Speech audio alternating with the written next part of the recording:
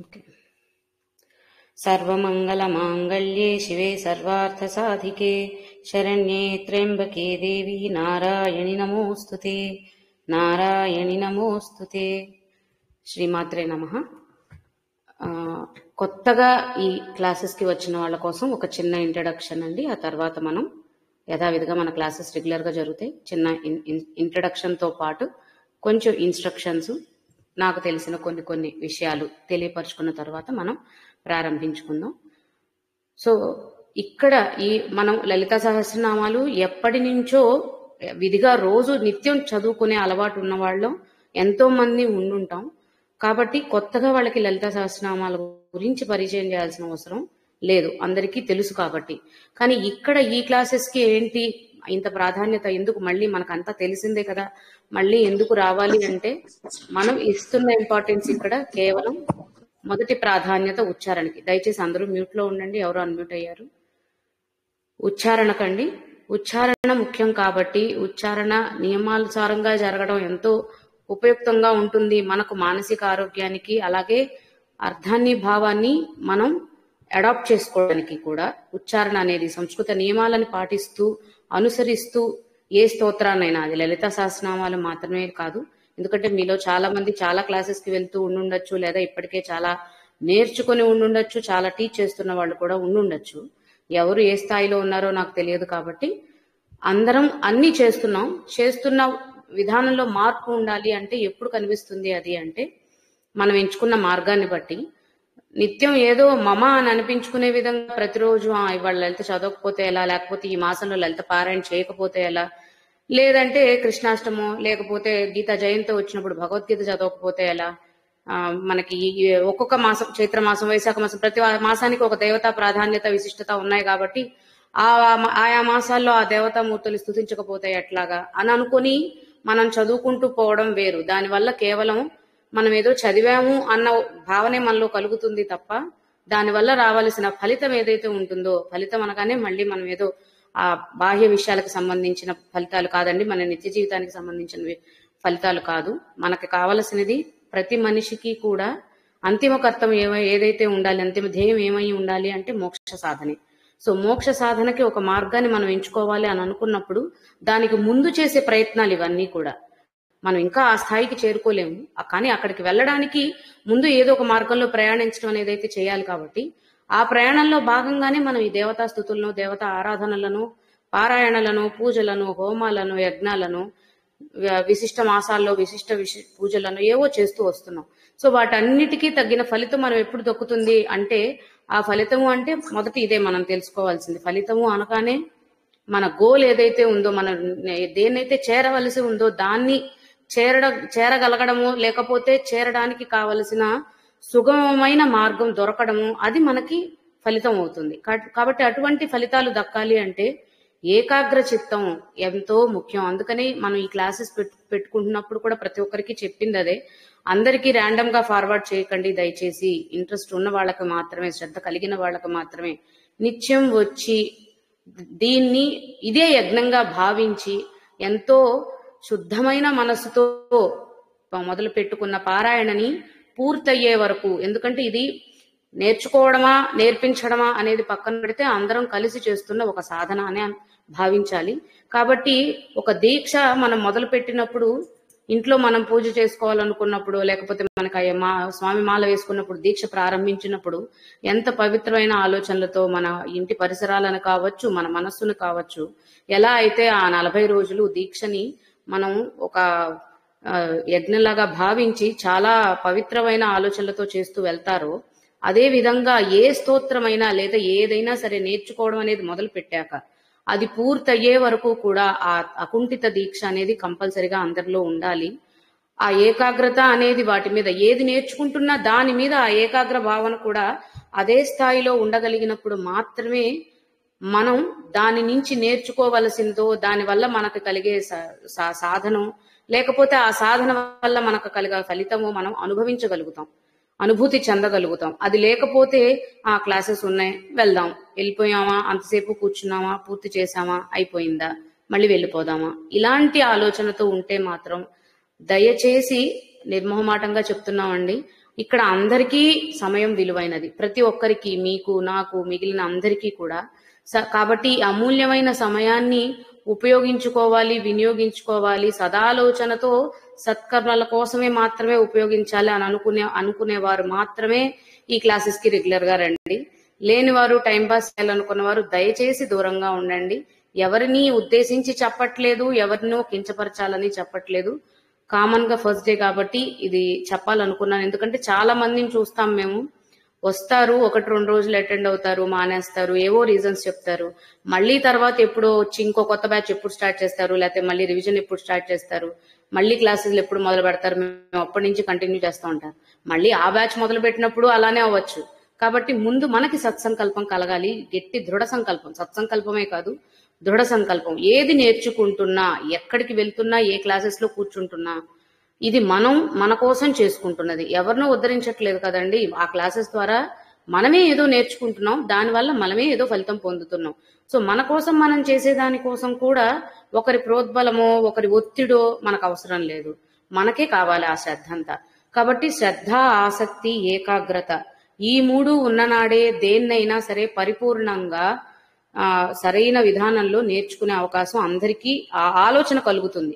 సద్బుద్ధి ఉన్ననాడే ఈ సదాలోచన కలుగుతుంది. అప్పుడే మన శాయశక్తులా మనం ఒడ్డి అన్ని విధాలుగా కూడా అది పూర్తయ్యే వరకు కూడా దాన్ని అలానే కష్టపడి నేర్చుకునే ప్రయత్నం చేస్తాం. కాబట్టి అందరూ ఆ ఒక్క విషయాన్ని మాత్రం గుర్తుపెట్టుకొని గమనించుకొని ఉంటారని ఆశిస్తున్నాను.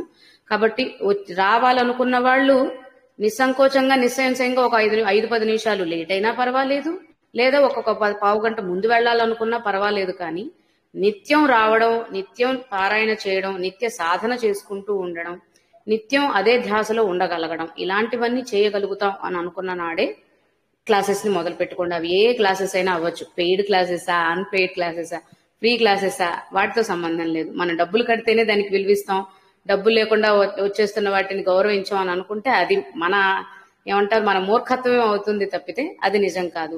విద్య మన దగ్గరికి వస్తుంది, లేకపోతే ఏదైనా మనం నేర్చుకోగలుగుతున్నాము అంటేనే అది మన భాగ్యం.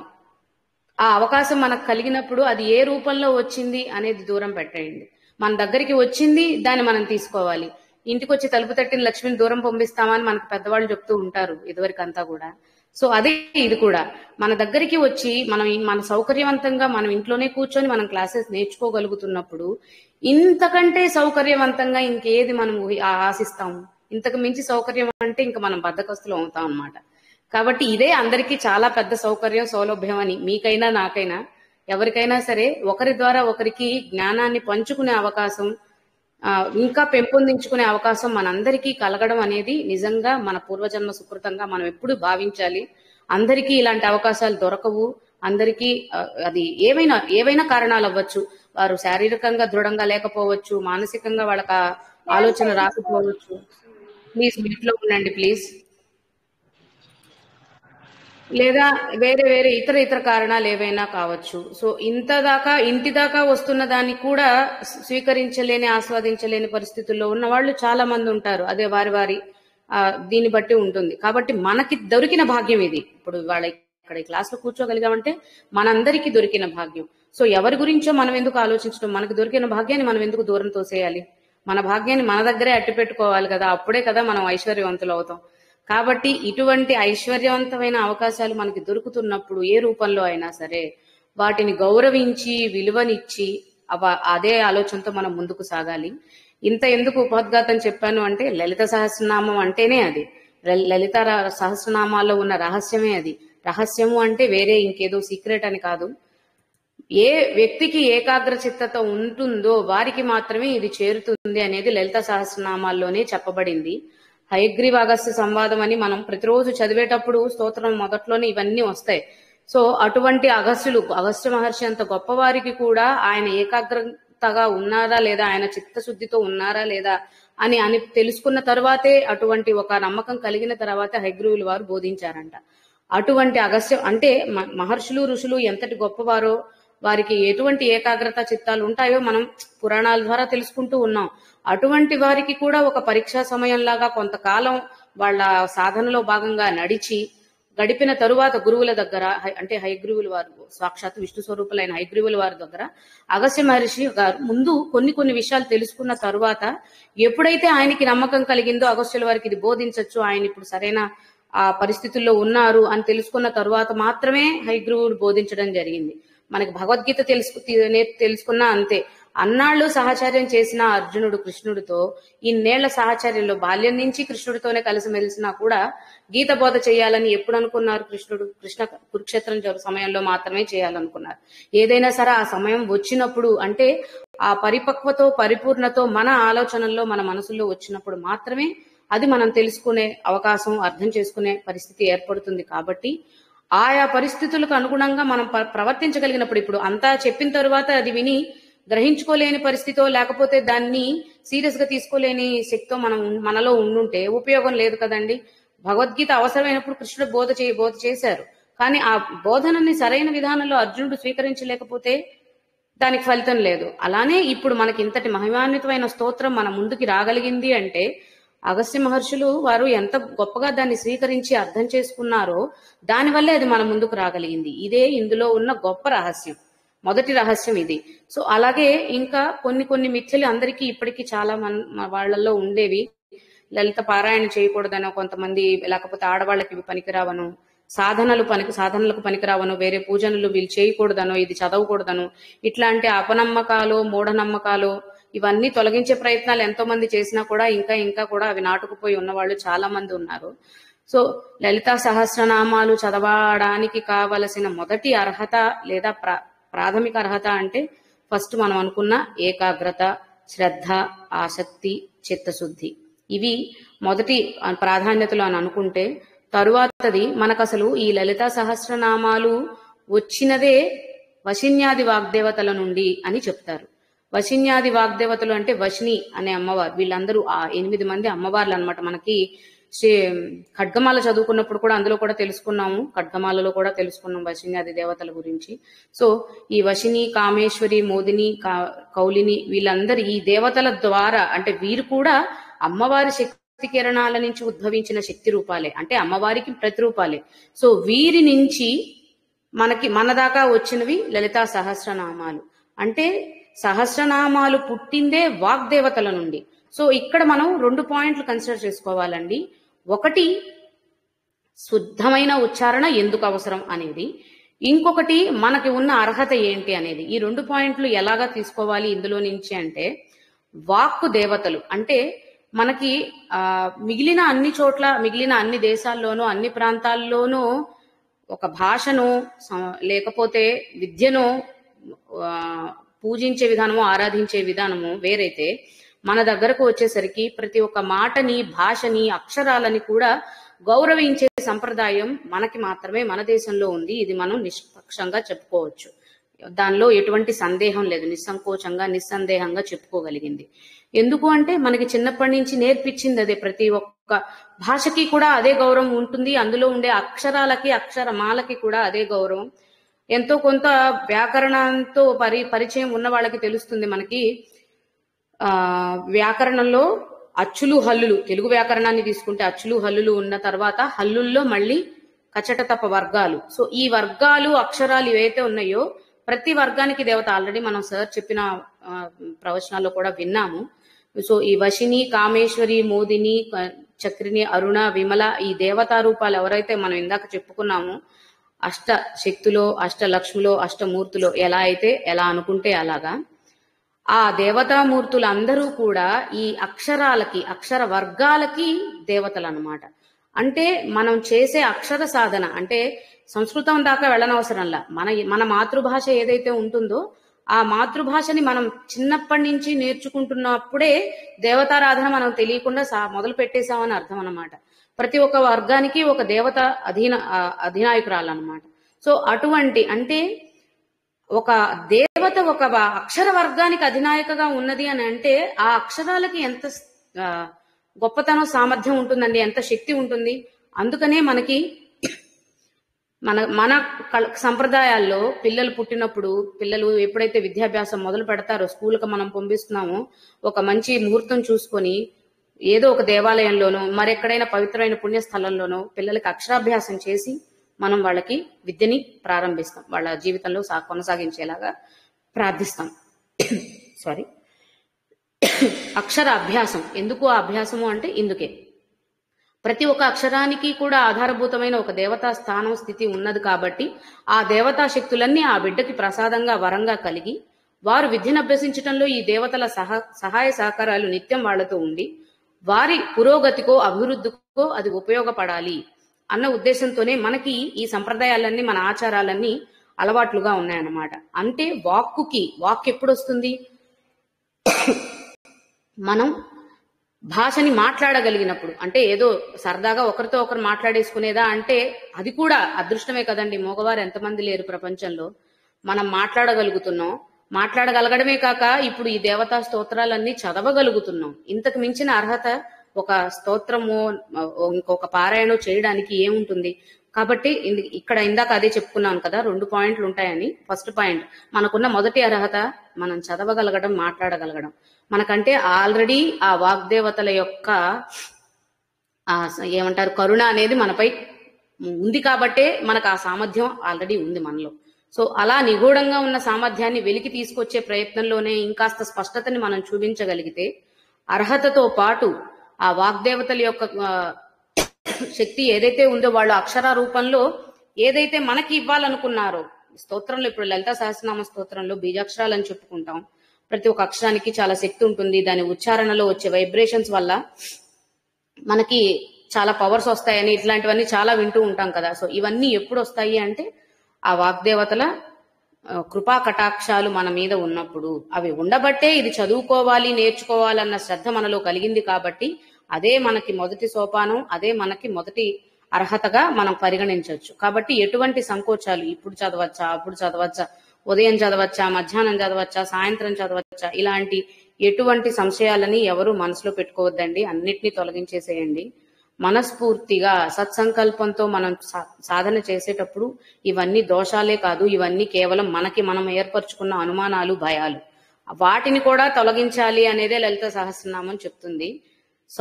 ఏమంటారు, శుద్ధమైన ఇందాక నుంచి చెప్పుకుంటున్నాం. అలానే కాకుండా ఒక ప్రశాంతమైన చిత్తంతో, ప్రశాంత చిత్తంతో, ఎటువంటి దురాలోచనలు చేయకుండా, ఎటువంటి భయాలు మనసులో పెట్టుకోకుండా, ఎటువంటి సంకోచాలకి మనల్ని మనం లోన్ చేసుకోకుండా, ఎప్పుడైతే దృఢంగా, ధైర్యంగా, ప్రశాంతంగా, సంతోషంగా, ఆనందంగా, మోదిని అన్న నామం చెప్పుకున్నాం వాగ్దేవతల్లో ఒకరని. మోదిని అంటేనే ఆనందాన్ని కలిగించేది, పంచేది అని. సో అటువంటి మనసుతోనే మనము కూడా ఈ సాధన ప్రారంభిస్తే తప్పకుండా మనం నేర్చుకోవాలనుకున్నవి నేర్చుకోవాల్సిన విధానంలో నేర్చుకోగలుగుతాం. కాబట్టి వీటన్నిటినీ దృష్టిలో పెట్టుకుని శుద్ధమైన ఉచ్చారణకు ప్రాధాన్యత ఎందుకుంది అనేది పరిగణించి తప్పకుండా, అంటే ఇన్నాళ్ళు ఇలా చదివేశామండి, ఇప్పుడు ఎలా మార్చుకోగలుగుతాం, ఇదెందుకు అదెందుకు కాదు అన్న ఆ డౌట్స్ ఎప్పుడు మనసులో పెట్టుకోవద్దండి.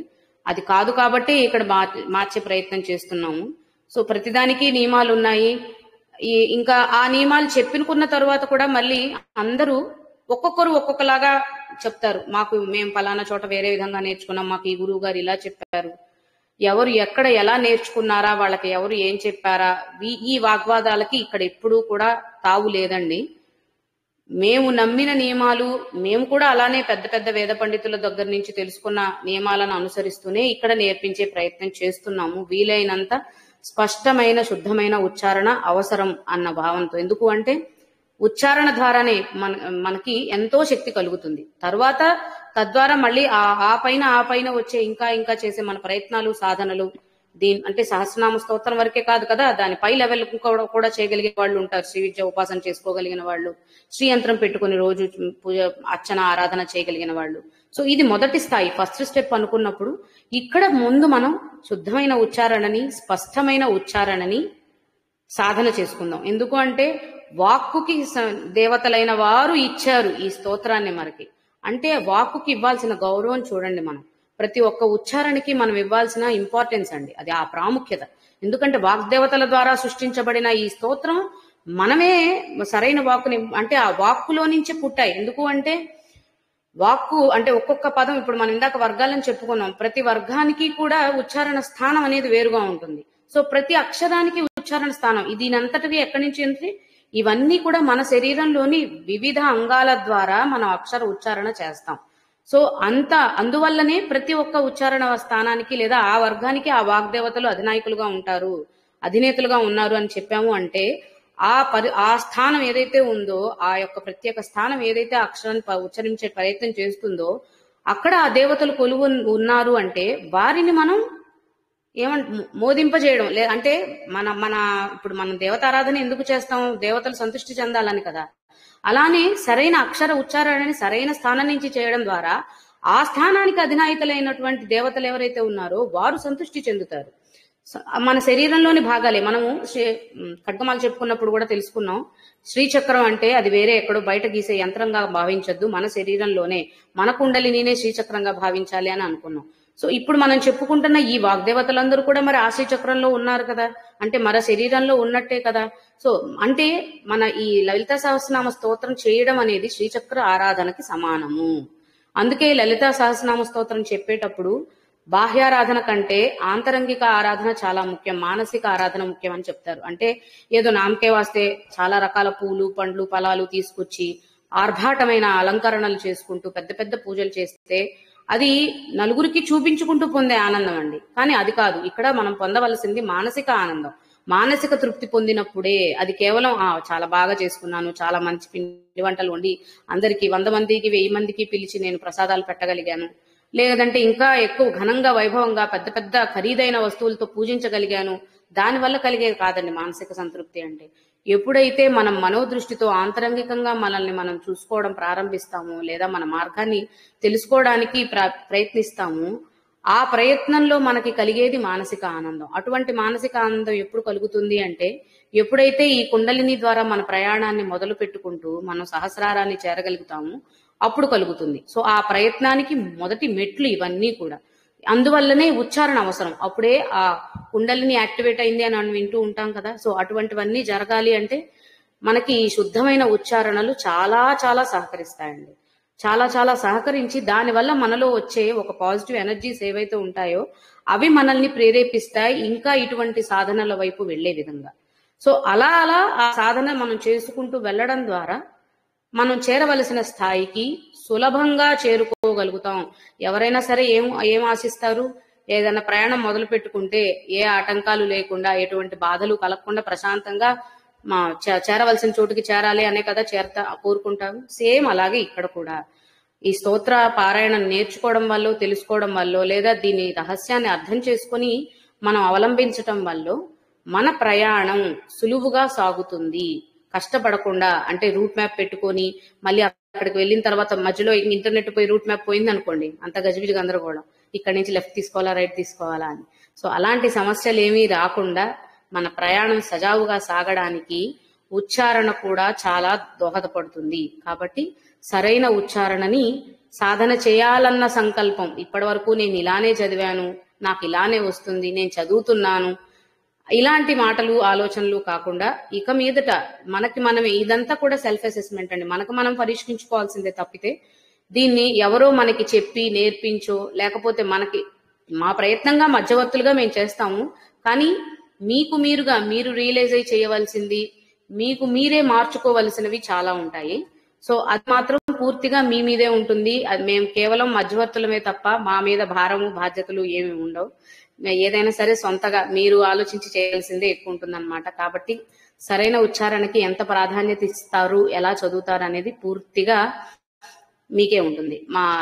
అది మీ బాధ్యత అనుకుంటారా లేకపోతే మీ అవసరం అనుకుంటారా అనేది కూడా మీ ఇష్టం అన్నమాట. ఇది జనరల్ గా నేను చెప్పాలనుకున్న ఇంట్రడక్షన్. ఇంకా దీని గురించి అయిపోతే మనం వ్యాకరణ నియమాలు అని అనుకున్నాం కాబట్టి ఆల్రెడీ భగవద్గీతలో ఇంకేవో నేర్చుకున్న వాళ్ళకి బేసిక్ గ్రామర్ రూల్స్ తెలుసుంటే పర్వాలేదు, లేకపోతే ఇంకాస్త డీటెయిల్ గా మన స్తోత్రం నేర్చుకునే సమయంలో కూడా తెలుసుకుంటూ వెళ్తాము. మధ్య మధ్యలో కూడా చెప్పవలసినప్పుడు వచ్చిన పరిస్థితులు వచ్చినప్పుడల్లా నేను మళ్ళీ ఎక్స్ప్లెయిన్ చేస్తూ ఉంటాను. మనం ముఖ్యంగా ఇక్కడ మనం అనుసరించేది విసర్గ నియమాలు, అనుస్వార అక్షరాల నియమాలు ఉంటాయి. అనుస్వార నియమాలు, అఘాత ప్రయోగాలు, ఇవి మనం ముఖ్యంగా పాటించవలసిన నియమాలు అన్నమాట. సో ఇవన్నీ కూడా అవసరానుసారంగా ఒక్కొక్క చోట ఎక్స్ప్లెయిన్ చేస్తూ వెళ్తాను. అలాగే న్యాస, మనం ప్రతి స్తోత్రాన్ని మొదలు పెట్టడానికి ముందు మాక్సిమం చాలా వాటిలో మనకి చాలా దేవతా స్థుతుల్లో ఉంటుంది న్యాస కూడా. అంటే మన అష్టాంగాలు ఏవైతే ఉన్నాయో శరీర అంగాలని కూడా మనం ఏదైతే ఇందాక చెప్పుకున్నామో శ్రద్ధ, ఆసక్తులు, ఏకాగ్రత ఉన్నప్పుడు మాత్రమే ఏదైనా సాధించగలుగుతామని చెప్పుకున్నాము. అలాంటి ఏకాగ్రత చిత్తాన్ని మనలో కలిగించి మనలో ఎటువంటి డిస్ట్రాక్షన్స్ రాకుండా చేయడానికి అనైనా చెప్పుకోవచ్చు ఈ న్యాస. లేదంటారా, మనకి పూర్తిగా ఆధ్యాత్మిక మార్గంలో వెళ్తున్న వాళ్ళకి దేవతా విధానంలోనే చెప్తే అర్థమవుతుంది అని అనుకుంటే గనక మన శరీరంలో వివిధ భాగాల్లో ఉన్నటువంటి దేవతలందరినీ కూడా మనం ఏమంటారు ఆవాహన చేసి మనం ఒక పారాయణం సాధనం మొదలు పెట్టడం అవుతుంది. సో ఇది న్యాసకి అర్థంగా చెప్పుకోవచ్చు అన్నమాట. ఒకటి మన ఏకాగ్రతను పెంచడానికని అనుకోవచ్చు, లేదా దేవతలందరినీ కూడా ఆవాహన చేసి తద్వారా మన సాధన చేసి వాళ్ళకి సమర్పించడం అనైనా అనుకోవచ్చు అనమాట. కాబట్టి ఇలా స్తోత్రము, న్యాస, తర్వాత ధ్యాన శ్లోకాల గురించి అందరికీ తెలిసిందే. ఏ దేవతారాధన మొదలు పెట్టాలనుకున్నా వారికి సంబంధించిన ఒక చిన్న ప్రార్థన మనం చేసుకోవడం. మనకి ఎలా అయితే మనం గణపతిని ఆదిదేవుడిగా భావిస్తాము, ప్రతి పూజకి ముందు శుక్లాంబరధరలు చదువుకోవడం మనందరికీ చాలా అలవాటైన ఒక ప్రక్రియ. అలాగే ఈ దేవతా స్థుతి లలితా స్తోత్రం చదువుకుంటున్నాము అని అనుకున్నప్పుడు ఆ లలితమ్మ వారి ధ్యానం కూడా మనం చేసి ఆవిడని వివిధ రకాలుగా మనం ఏమంటారు స్తుతించి ఆవిడని మన మన మన వైపుకి ఆవిడ దృష్టి కేంద్రీకరించేలాగా చేసి మన పారాయణ చేసుకోవడం అని అర్థం చేసుకోవచ్చు. ధ్యానం అనేది మనకి ఏం చెప్తుంది అంటే, తర్వాత మన అసలైన స్తోత్రంలోకి వెళ్తాము. తర్వాత ఫలశ్రుతి ఉంటుంది. సో నేను ఆల్రెడీ ఇప్పుడు గ్రూప్ లో పీడిఎఫ్ పెట్టానండి. మీ దగ్గర పుస్తకాలు ఉండుండొచ్చు, నేను కాదనే అనను. ఏమైనా మీ దగ్గర ఉన్న పుస్తకాల్లో చిన్న చిన్న అచ్చు తప్పులు పడి ఉన్నాయి అని అనుకుంటే ఒకసారి మన పీడిఎఫ్ ని మీరు మొబైల్లోనో ల్యాప్టాప్స్ లోనో ఎదురుగా పెట్టుకొని మీ దగ్గర అవి కరెక్షన్స్ చేసుకొని ఎక్కువ ఉండవు, చిన్న చిన్నవి ఏవైనా జరుగుండొచ్చు, ఎందుకంటే అక్షర దోషాలు ఎక్కడైనా సహజం కాబట్టి. అలాంటివి ఏవైనా ఉంటే మార్పులు చేసుకోండి. లేదు అవకాశం ఉన్న వాళ్ళు తప్పకుండా పీడిఎఫ్ ని ప్రింట్ తీసుకోండి. రోజు ఈ పీడిఎఫ్ ద్వారా పంపిస్తారా అండి? నేను జస్ట్ ఇందాకే పంపానండి. నేను క్లాస్ అయిపోయాక మళ్ళీ పిన్ చేస్తాను ఒకసారి. ఓకేనండి. స్టార్ట్ చేసే ముందే నేను పెట్టాను, ఒకసారి మళ్ళీ తర్వాత కూడా పెడతాను. Okay, no problem.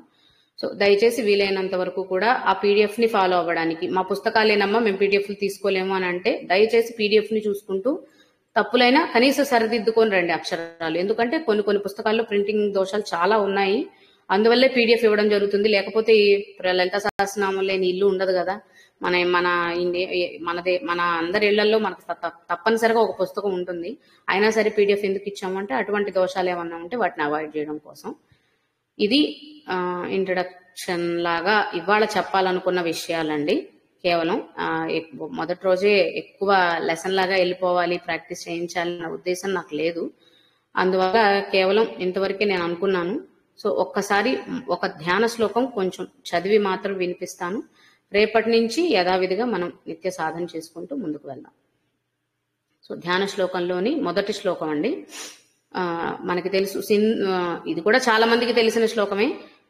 సింధూరారుణ విగ్రహం అన్నప్పుడు ఇక్కడ చాలా చోట్ల జరిగే ప్రింటింగ్ దోషం ఏంటంటే సింధూర అన్నప్పుడు ఒత్తుధా పడుతుంది. అది కాదండి, ఈవెన్ నేను ఫస్ట్ లో మిస్టేక్ చేశాను. అది తీసేసుకోండి. ఎవరి దగ్గరైనా ఉండుంటే ఒత్తు తీసేసి మామూలుగా పెట్టండి. సింధూరారుణ మామూలుదా ఉంటుంది తప్ప ఒత్తుధా ఉండదు. సింధూరారుణ విగ్రహాన్ త్రినయనాం. ఇక్కడ నేను గ్రామర్ అన్నాను కాబట్టి జస్ట్ ఈ ఒక్క శ్లోకంలో అనుస్వర నియమాలు, ఉచ్చారణలు ఎలా వస్తాయి అనేది ఈ ఒక్క శ్లోకంలో కొంచెం ఎక్స్ప్లెనేషన్ ఇస్తాను. తర్వాత మిగిలిన శ్లోకాలకు మీకు సులువు అవుతుంది అర్థం చేసుకోవడానికి. ఇక్కడ సింధూరారుణ విగ్రహం అన్న తరువాత మనకి తర్వాత పదం అనుస్వర నియమం ఎప్పుడైనా ఎలా ఉంటుంది అంటే, అనుస్వరము అంటే పూర్ణానుస్వరము అంటే సున్నా. తెలుగులో మనం సున్నా విసర్గ చెప్పుకుంటాం కదా, ఆ పక్కన సున్నా పెడతాం, కా పక్కన సున్నా పెడతాం, దానిని పూర్ణానుస్వరం అంటాం. సో సింధూరారుణ విగ్రహం అన్నప్పుడు ఆ పక్కన సున్నా ఉంది. దాన్నే సంస్కృత పరిభాషలో అనుస్వారము, పూర్ణానుస్వారము అంటాం. సో పూర్ణానుస్వారము యొక్క ఉచ్చారణ దానిని అనుసరిస్తూ వచ్చే పదం. అంటే విగ్రహం తరువాత పదం ఏదైతే వస్తుందో దానిని అనుసరించి ఈ అనుస్వరం యొక్క ఉచ్చారణ ఉంటుంది. కాబట్టి ఇక్కడ ఏంటి అంటే సింధూరారుణ విగ్రహం త్రినయనం అనే పదం తర్వాత వచ్చింది. అంటే త్రినయనంలో మొదటి అక్షరం ఏంటి? త, తకారం ఉంది. మనం ఇందాక కచట తప వర్గాలు అని చెప్పుకున్నాం. క ఖ గ ఘ ఇఞ, చ ఛ జ ఝ ఇని, ట ఠ డ ఢ ణ, త థ ద ధ న, ప ఫ బ భ మ. ఒక్కొక్క వర్గానికి 5 అక్షరాలు. మొదటి అచ్చులు ఏవైతే ఉన్నాయో స్వరాలు అంటారండి సంస్కృతంలో. ఆ నుంచి అంహ వరకు వాటిని స్వరములు అంటారు.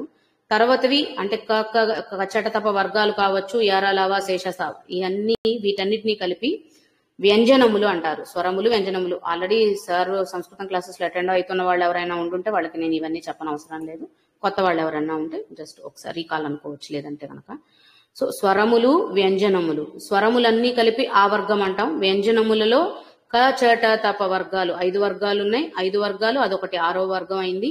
మిగిలినవి యారాలావా శేష సహా ఉన్నాయి కదా, ఇవి ఇంకొక వర్గం అవుతాయి అన్నమాట. సో ఇవన్నీ కూడా మనం ఇందాక చెప్పుకున్నట్లుగా ఈ వర్గాలు ఒక్కొక్క వర్గము ఏర్పడడానికి, ఇప్పుడు క వర్గంలో ఈ అక్షరాలే ఉండడానికి అంటే మనం కనే రాస్తాం కదండి. అందుకే కా వర్గంలో ఆ ఫస్ట్ 5 వరకు తీసుకున్నారు, దాన్నే కా వర్గం అంటారు. అంటే మనకి తెలిసింది భాష వచ్చిన తర్వాత కాబట్టి మన జ్ఞానం అంతవరకే ఉంటుంది. మనం అలానే ఊహిస్తాం, ఆలోచిస్తాము.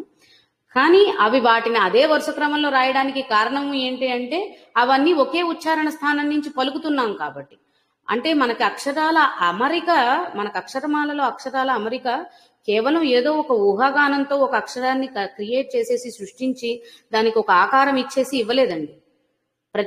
అంటే అక్కడ ఉన్న ఏమంటారు శాస్త్రీయ పరిజ్ఞానం చూడండి. మనకు ఋషులు ఇచ్చారా, ఎవరు ఇచ్చారా ఒక భాషని అనే దాని గురించి మనం రీసెర్చ్ చేయాలి అంటే ఆ అమరిక, అక్షరాల అమరిక దగ్గర నుంచే వాళ్ళు తీసుకున్న జాగ్రత్తలు, దానిలో వాళ్ళు ఆలోచించిన విధానాలు, పాటించిన సూత్రాలు, నియమాలు మనం అర్థం చేసుకుంటే మనం చిన్నప్పటి నుంచి అలాంటే పలక మీద రాసుకొని బోర్డు మీద రాసి తుడిపి నేర్చుకోవడం వరకే కదా మనకు తెలుసు. ఇంత ఉందా దీని వెనకాల విషయం అని చాలా ఆశ్చర్యాన్ని కలిగిస్తుంది అనమాట. కాబట్టి క చ ట త ప ఒకే వరుస క్రమంలో అవి చెప్పుకోవడం అలవాటైంది. ఆ అక్షరాలు కూడా ఒక్కొక్క వర్గానికి చెందిన 5 అక్షరాలు అయిపోయిన తర్వాత వర్గం అక్షరాలు మొదలవుతాయి. సో అవన్నీ అలా ఒక అరేంజ్మెంట్ ఇవ్వడానికి కారణం కూడా వాటి ఉచ్చారణ స్థానాన్ని పరిగణలోకి తీసుకొని ఓష్టవ్యాలు, దంతవ్యాలు, తాళవ్యాలు, మూర్ధన్యాలు, ఇలా 5 రకాలు మన 5 వర్గాలకి కూడా అంటే ఆయా స్థానాన్ని, ఉచ్చారణ స్థానాన్ని బట్టి ఆ వర్గానికి ఒక పేరు ఉందన్నమాట. సో పోను ఇంకా మళ్ళీ ఎక్స్ప్లెయిన్ చేస్తాను డీటెయిల్ గా. సో అలాగా ప్రతి ఒక్క స్థానాన్ని బట్టి, ఉచ్చారణ స్థానాన్ని బట్టి ఆ వర్గం ఉంది. అలాగే వాటి యొక్క విభజన జరిగింది. సో ఇలా ఈ విభజనలన్నీ వచ్చినప్పుడు ఇప్పుడు మనం ఇందాక చెప్పుకున్నాం క వర్గంలో 5 అక్షరాలు, చ వర్గంలో 5 అక్షరాలు, ట వర్గంలో, త వర్గంలో, ప వర్గంలో ఇక్కడ వరకు 5 అక్షరాలు ఉన్నాయి. సో ప ఫ బ భ మ అన్నాం. చ ట ఠ డ ఢ ణ. ప్రతి వర్గంలోనూ ఆఖర ఉన్న అక్షరం ఏదైతే ఉందో దానిని ఆ వర్గాన్ని యొక్క అనునాసిక అక్షరము అని అంటారు. క వర్గం యొక్క అనునాసిక అంటే న్య. ఆ ఉచ్చారణ ఎలా వస్తుందంటే అని, గంగా అన్నప్పుడు అంటే అంగిల్ దగ్గర నుంచి వస్తుంది, అని వస్తుంది ఉచ్చారణ. చ ఛ జ ఝ ఞ.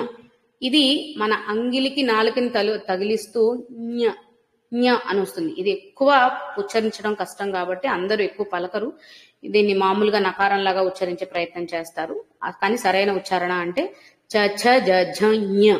అది అంగిలిని నాలుకని తాకిస్తూ పలకాలన్నమాట. నాలుక అంటే టిప్ కాదు, పైన తగిలిస్తూ పలకాలి. అది చ వర్గానికి సంబంధించి. అలాగే ట ఠ డ ఢ ణ. ఇక్కడ ట ఠ డ ఢ ణ ఎలా పలుకుతున్నాం మనం? అణ న. అణకి నాకి ఉచ్చారణ వ్యత్యాసం అర్థమైన వాళ్ళకి ఓకే, చాలా మంది రెండింటిని ఒకేలా పలుకుతారు కాబట్టి న అంటే నాలుకను ఉపయోగించి దంతాల సహాయంతో పలుకుతున్నాం. త థ ద ధ న. ఇవన్నీ కూడా దంతవ్యాలన్నమాట. ప్రతిదీ మనం దంత వరుసతో సహాయంతో పలుకుతున్నాం కాబట్టి దంతవ్యాలు అంటాం. త థ ద ధ న. ప ఫ బ భ మ.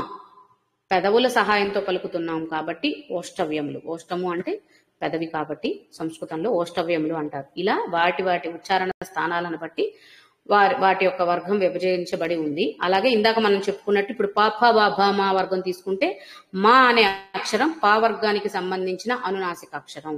సో ఇందాక మనం నియమాలు అని అనుకున్నాం కదా, మళ్ళీ అక్కడికి వెళ్ళిపోదాం. సింధూరారుణ విగ్రహం త్రినయనం. సింధూరారుణ విగ్రహం అనుస్వరం ఏదైతే ఉందో దాని తర్వాత వచ్చిన పదంలోని మొదటి అక్షరం త. సో ఇక్కడ ఇందాక మళ్ళీ మనం వెనక్కి వెళ్తే తా వర్గంలోని పంచమాక్షరం ఏదైతే ఉందో అంటే దాని యొక్క అనునాసిక అక్షరం అదేంటి నా.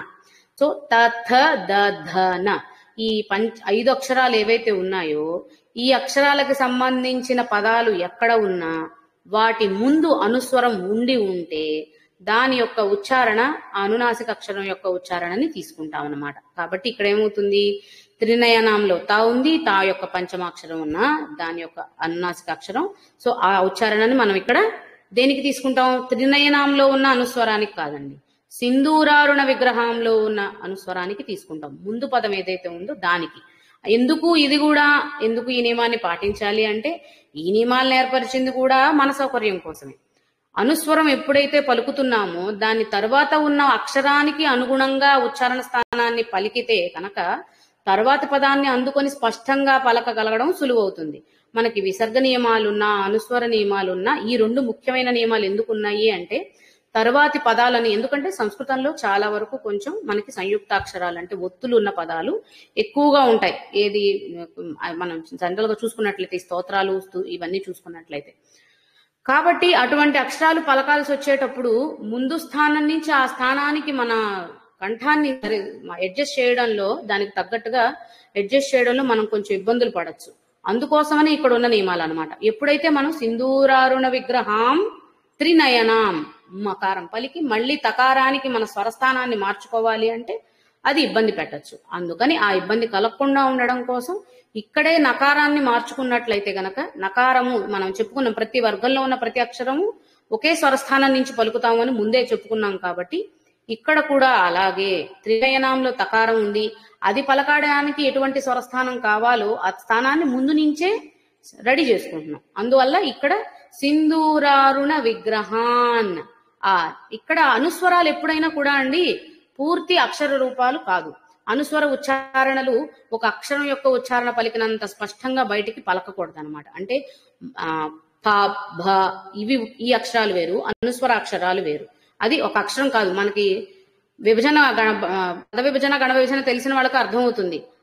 ఆ పక్కన సున్నా పెడితే అమ్మ అంటే దాన్ని ఒక అక్షరం కింద కానీ పరిగణిస్తాం, కానీ ఆ ఒక అక్షరం సున్నా మరొక అక్షరం కింద పరిగణించం. వ్యాకరణంతో ఏమాత్రం పరిచయం ఉన్నా ఇది చాలా సులువుగా అర్థమవుతుంది. ఎందుకంటే ఒక పద్యం ఏర్పరిచినప్పుడు, ఒక శ్లోకం ఏర్పరిచినప్పుడు ఒక పాదంలో ఎన్ని అక్షరాలు ఉండాలి, ఎన్ని అక్షరాలతో ఈ అమరిక ఉంది అని అనుకున్నప్పుడు అక్కడ మనకి స్పష్టంగా అర్థమవుతుంది. సున్నాతో ఉన్న పదము లేకపోతే విసర్గతో ఉన్న అక్షరం ఏదైతే ఉందో దాన్ని మొత్తాన్ని కలిపి ఏకాక్షరంగా పరిగణిస్తారే తప్ప అదొక అక్షరం ఇదొక అక్షరం కాదు. కాబట్టి మనకి ఉచ్చారణలో వ్యత్యాసాన్ని చూపించాలే తప్ప పూర్తిగా అదొక అక్షరం లాగా బయటికి పలకకూడదు అనమాట. అంటే సింధూరారుణ విగ్రహాన్ త్రినయనం కలిపేసి త్రినయనం పలికేస్తాం.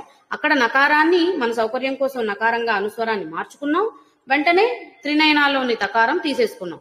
అలా కాకుండా సింధూరారుణ విగ్రహాన్ త్రినయనాం ఆ నకారాలు మకారాలని నొక్కి పెట్టి ఒత్తిడి చేసి ఎక్కువగా వినిపించేలాగా చేయకూడదు అనమాట. అది అర్థం చేసుకోవాలి. కాబట్టి నియమాలని మనం నియమాన్ని పాటిస్తున్నాము అంటే సౌకర్యంగా తర్వాత పదాన్ని పలికేస్తున్నాము అన్న భావన మనకు కలుగుతుందే తప్ప ప్రత్యేకంగా అక్కడ ఆపద్దు. అనుస్వర అక్షరాలు ఎప్పుడైనా సరే విసర్గ అక్షరాలు అనుస్వర అక్షరాలు నియమానుసారంగా మనం మార్పు చేశాము అంటే తర్వాతి పదాన్ని పలకడం కోసమే కదా. కాబట్టి ఇక్కడ ఆపకూడదు, కలిపేసేయాలి. అప్పుడే సరైన పద్ధతి అవుతుంది పఠించటంలో, ఉచ్చారణ చేయడంలో. కాబట్టి సింధూరారుణ విగ్రహాన్ త్రినయనాం మాణిక్య మౌలి స్ఫురత్. అలాగే ఒక చరణం మనం లలితలో ఇప్పటి వరకు అందరూ సాధారణంగా రోజు ప్రాక్టీస్ చేస్తూ ఉండే వాళ్ళందరూ కూడా పెద్ద తప్పులు చెయ్యరు, కానీ జరిగే మోస్ట్ ఆఫ్ ద పీపుల్ చేసే ఇంపార్టెంట్ మిస్టేక్స్ ఏవైతే ఉంటాయో ఎక్కడ శ్లోకంలో ఉన్న పదాన్ని విభజించాలో ఎక్కడ చేయకూడదు. ఎందుకంటే మనకి స్తోత్రాన్ని స్తోత్రపరంగా చదువుకోవడమే తెలుసు, కానీ అర్థవంతంగా చదువుకుంటూ మనకు తెలియదు. ఎందుకంటే దాని అర్థం చెప్పేవాళ్ళు ఎవరున్నారు, నేర్పించే వాళ్ళు ఎంతమంది ఉంటారు. కాబట్టి అర్థం తెలియకుండా చదువుకుంటూ వెళ్తాం. కాబట్టి మన సౌకర్యం కోసం మనం ఎక్కడ శ్వాస తీసుకోగలిగితే అక్కడ కలుపుతాం, ఇక్కడ ఇంకెంత మించి ఒత్తులు ఎక్కువ ఉన్నాయి పలకలేకపోతున్నాం అంటే అక్కడ కట్ చేసేస్తాం. అది మనం చేసే అతి పెద్ద దోషం. అది రాకుండా ఉండే విధంగానే ఇక్కడ మన ప్రయత్నం ఉంటుందన్నమాట. ఎక్కడ అవసరమో అది కొనసాగించాలి, ఎక్కడ ఆపచ్చో అక్కడ ఆపాలి. అది మాత్రం మెయిన్ గా మనం ఇక్కడ ఫోకస్ పెట్టి నేర్చుకునేది. కాబట్టి దానిని మార్చదు. అలాగే మహాప్రాణాక్షరాలు సంస్కృతం అంటేనే మనం ఇందాకే చెప్పుకున్న వాగ్దేవతలు కొలువై ఉన్నారు ప్రతి అక్షరంలో అని. అందుకే సంస్కృతం నేర్చుకున్న వాళ్ళు ఆరోగ్యవంతులుగా ఉన్నారట ఇదివరకు కాలంలో. మనం సంస్కృతాన్ని వదిలేసాం కాబట్టి మనకి చాలా హెల్త్ ప్రాబ్లమ్స్ వస్తున్నాయి. ఎందుకు అంటే ఆ సరైన ఉచ్చారణ ఎప్పుడైతే చేస్తామో, ఇందాక మనం చెప్పుకున్నాం కుండలిని అంతా యాక్టివేట్ అవుతుంది అని. కుండలిని యాక్టివేట్ అవ్వడం అంటే ఆయా ప్రాంతాల్లో ఉన్న మన బాడీ ఆర్గాన్స్ ఏవైతే ఉన్నాయో అవి కూడా ఏమంటారు రిఫ్రెష్ అవుతూ ఉంటాయి అన్నమాట.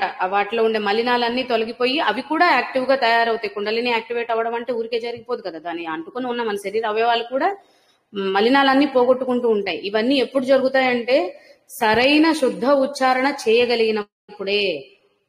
అలాగే పలకాలి, భ అన్నప్పుడు గట్టిగా పలకగలగాలి, భ గట్టిగా పలకగలగాలి. అప్పుడే అది ఎక్కడి నుంచి రావాలో అక్కడ కుండలిని మనకి కదులుతుంది, అక్కడ ఉండే అవయవాలకి ఇది ఒక ఎక్సర్సైజ్ అవుతుంది. కాబట్టి మహాప్రాణ ఉచ్చారణ చేసినప్పుడే అది సంస్కృతం అనిపించుకుంటుంది. అంటే ప్రతి భాషలోనూ ఉన్నాయి, తెలుగులో కూడా ఉన్నాయి ఒత్తులుండే పదాలు, కాదనను. మనం ఇక్కడ చెప్పుకుంటున్నాం సంస్కృత శ్లోకాల గురించి కాబట్టి ఇక్కడ చెప్తున్నాను. ప్రతి భాషలోనూ ఉచ్చారణని నిజంగా పాటించవలసిందే. తెలుగులో కూడా మనకు అర్థాలు మారిపోవా అండి? ఒక ఒత్తు పెట్టి పదం పలికితే ఒకటి ఉంటుంది, ఒత్తులు తీసేస్తే పదం దాని అర్థం మారిపోతుంది. అది మనకి తెలిసిన విషయమే, మనకు బాగా పరిచయమైన భాష కాబట్టి అది అర్థం చేసుకోవని ఎక్కడో ఒక చోట మనం మార్పు చేయగలుగుతాం. కానీ ఇదేంటంటే మనకి వచ్చిన సమస్య, మనకి దీని అర్థం తెలియదు. అర్థం తెలియనంత కాలం కూడా మనం తప్పు చదువుతున్నామో ఒప్పు చదువుతున్నామో గ్రహించే శక్తి మనకు ఎక్కడ వస్తుంది? అందువల్ల మహాప్రాణ మనకు అర్థం తెలుసుకునే అంత స్థాయి స్తోమత స్థితి కలిగినప్పుడు తప్పకుండా తెలుసుకుంటాం. దానికి ముందు ప్రయత్నంగా మనం సాధన చేస్తున్నాం, స్తోత్రం చదవడం నేర్చుకున్నాం, పఠించడం నేర్చుకున్నాం అన్నప్పుడు ఏం చేయాలి? అర్థం ఎలాగూ తెలియట్లేదు, కనీసం అర్థవంతంగా చదవడమైనా తెలుసుకుందాం. అర్థం తెలుసుకునే ప్రయత్నం తర్వాత, ముందు అర్థం తెలుసుకోవడానికి చేసే ప్రయత్నంలో భాగంగా ఫస్ట్ చదవగలగాలి కదా. ఇప్పుడు ఒక భాష అర్థం చేసుకోవాలంటే ఆ భాషను చదవగలిగితేనే అర్థం చేసుకునే ప్రయత్నం చేస్తాం. సో చదివే దగ్గరే దోషాలుంటే అర్థం చేసుకోవడం అనేది చాలా దూరం. అందువల్ల ముందు అర్థం చేసుకునే ప్రయత్నంలో భాగంగా వీలైనంత స్పష్టమైన ఉచ్చారణని సాధన చేయాలి, ప్రాక్టీస్ చేయాలి. ఒత్తులు చాలా గట్టిగా, మహాప్రాణాలు ఇంకా బాబోయ్ నాకు ఊపిరి అందట్లేదు, నాకు పొట్ట నొప్పి వచ్చేస్తుంది అనే విధంగా స్పష్టంగా మీరు పలకండి. ముందు అలవాటు అయ్యాక మీరు వద్దన్న అది మహాప్రాణం తప్పకుండా పలుకుతుంది. ఎందుకంటే చాలా మందిలో ఈ లోపం నేను ఖడ్గమాల క్లాసెస్ లో కూడా గమనించాను. కాబట్టి మహాప్రాణాలు ఎవరు పలకట్లేదు. ఇంతకు ముందు లలితలో చదివిన వాళ్ళు, వేరే వేరే క్లాసెస్ ద్వారా విన్న వాళ్ళకి చాలా మందికి ఉండే సమస్య మహాప్రాణాలు పలకలేకపోవడం. అది పలకాలి అన్న సంకల్పం ఈ రోజు నుంచి చేసుకోండి. ఎందుకు నా నోటి నుంచి మహాప్రాణం పలకదు? ఎవరికంటే నేను తక్కువ, ఎందుకు నాకు రాదు, నేను ఎందుకు చేయలేను, నేను చేయలేకపోతున్నాను అన్నది కాదు, నేనెందుకు చేయలేను, నేను కూడా చేయగలను అన్న ఆలోచనని అందరూ కూడా పెంపొందించుకోగలగాలి. సో ఇది వ్యాకరణానికి సంబంధించి, లేకపోతే ఉచ్చారణ దోషాలని తగ్గించుకోవడానికి మనం చేయవలసిన ప్రయత్నం అంటారా, ఇంకేమంటారా అనేది మీరు అర్థం చేసుకోండి. సో అది తప్పకుండా ఉండవలసిన విషయం అన్నమాట. ఇవి అందరూ తప్పకుండా ఆచరించగలిగినప్పుడే మనం చాలా స్మూత్ గా క్లాసెస్ ని తీసుకెళ్లగలుగుతాం. అలాగే వన్స్ క్లాసెస్ స్టార్ట్ అయ్యాక దయచేసి అందరూ మ్యూట్ లో ఉండండి. ఫస్ట్ కొద్దిసేపు నేను శ్లోకం చదివి చేయించిన తర్వాత మిగిలిన వారికి మీ ఛాన్సెస్ వచ్చి లేదా మీ పేరు పిలిచి మీరు చదవండి అని చెప్పే వరకు మీరు మ్యూట్ లోనే దయచేసి ఉంటే చాలా ప్రశాంతంగా క్లాస్ వెళ్ళిపోతుంది. ఎవరికి దేనికి సంబంధించిన డౌట్లు ఉన్నా సరే క్లాస్ లోని లాస్ట్ 5 నిమిషాలు మనం మన డౌట్స్ ని క్లారిఫై చేసుకోవడానికి పెట్టుకుంటాం. ఏ డౌట్ ఉన్నా నోట్ చేసి పెట్టుకోండి, లేకపోతే పెన్సిల్ తో టిక్ చేసి పెట్టుకోండి మీ దగ్గర పీడిఎఫ్ లో. నాకు ఇది పలకడం రావట్లేదనో, లేకపోతే ఇక్కడ ఇది ఎందుకు ఇలా వచ్చిందనో, ఏది అడగాలనుకున్నా సరే ఆఖరి 5 నిమిషాలండి. దీన్ని మాత్రం అందరూ తప్పకుండా నియమానుసారం దీన్ని మాత్రం స్ట్రిక్ట్ గా ఫాలో చేయండి దయచేసి, అప్పుడే నాకు ఈజీ అవుతుంది. అలాగే ఈసారి నుంచి క్లాసు కంపల్సరిగా ఒకే 1 గంట అండి. గంటకు మించి 1 సెకండ్ 1 నిమిషం కూడా ఎక్కువ తీసుకునే పరిస్థితి ఇప్పుడు లేదు. ఇదివరకు ఉన్న టైంలో నేను కొంచెం అవసరమైతే 1 అరగంట కూడా ఎక్కువ తీసేసుకొని ఎక్స్టెండ్ చేసుకుంటూ చెప్పుకున్న సందర్భాలు ఉన్నాయి. కానీ ఇప్పుడు అలాంటి అవకాశం లేదు. తప్పకుండా పరిమిత సమయంలో మాత్రమే, నియమిత సమయంలో మాత్రమే నేను తీసుకోగలను. మన్నించండి, అంత తక్కువ సమయమే నాకు దొరుకుతున్నందుకు. నాకు అవకాశం ఉండుంటే ఇంకాస్త తీసుకోగలను, బట్ నాకు పరిస్థితులు సహకరించట్లేదు కాబట్టి నేను ఇంతవరకే తీసుకోగలను. కాబట్టి 5:45కి స్టార్ట్ అయితే 6:45కి కంపల్సరిగా అది క్లోజ్ అవుతుంది. ఎంతమంది ఆ రోజు చదవగలిగారా లేదా అనేది ఆ రోజుల్లో చదివిన మనం నేర్చుకున్న శ్లోకాలలో ఉండే కఠినత్వం మీద ఆధారపడి ఉంటుంది. ఒకవేళ అది సులువైందైతే మొత్తం అందరూ ప్రాక్టీస్ చేసేసేస్తారు. కొంచెం కఠినమైనదైతే ఎక్కువ మందికి అవకాశం రాదు. ఎందుకంటే అది చదివి నేర్చుకొని మళ్ళీ మళ్ళీ చెప్పడంలో కాస్త టైం పడుతుంది కాబట్టి. సో ఇలాంటి వాటన్నిటికీ కాస్త సహకరిస్తే, మాకు ఛాన్స్ ఇవ్వట్లేదు, మా టర్న్ ఎప్పుడూ రావట్లేదు అన్న కంప్లైంట్ చేయకుండా, మీరందరూ శక్తి రూపాలు నాకు. మీరు కంప్లైంట్ చేశారంటే అది నాలో లోపం ఉన్నట్టే. కాబట్టి అది నేను సరిదిద్దుకోవడానికి ప్రయత్నిస్తాను, కానీ కావాలని అయితే ఎవరిని ఎంచి చేయాలని అనుకోము. కాబట్టి మీరందరూ ఆ తల్లి రూపంలో నన్ను ఆశీర్వదిస్తే మనం చాలా సౌకర్యవంతంగా ఈ క్లాసెస్ ని ముందుకి కొనసాగించగలుగుతాం. సో ఇది నా ప్రార్థన, మనవి. నియమాలన్నీ చెప్పుకున్నది వేరే అహంకారపూరితమైన ఆలోచనతో కాదండి. ఏదైనా ఒక ప్రక్రియ మొదలు పెట్టుకున్న తర్వాత ఎటువంటి ఇబ్బందులు ఎవరికి కలగకుండా, చెప్పాను కదా మీరందరూ శక్తి స్వరూపాలు. సో ఒక శక్తి చేసే సమస్య వల్ల ఇంకొక శక్తి స్వరూపానికి ఆగ్రహం కలగకూడదు. కాబట్టి ఎవరిని ఇబ్బంది పెట్టకూడదు అన్న ఉద్దేశంతోనే ఈ నియమాలని ఖచ్చితంగా ఫాలో అవ్వాలి అని అనుకుంటున్నాము. సో ఈ సహాయ సహకారాలు మీ నుంచి ఎప్పుడు తప్పనిసరిగా, ఇప్పటి వరకు ఎప్పుడు కలగలేదు ఇబ్బంది, ఇక మీదట కూడా కలగదు అన్న ఆశతో ఇది విన్నవించుకుంటున్నాను. సో ఇంతవరకే నేను చెప్పాలనుకున్నాను. ఇక్కడతో ఆపుతాను. ఎవరన్నా మాట్లాడదలుచుకుంటే ఒక 10 నిమిషాలు ఉంది, అడగదలుచుకుంటే మీరు అడగచ్చు. శ్రీమాత్రే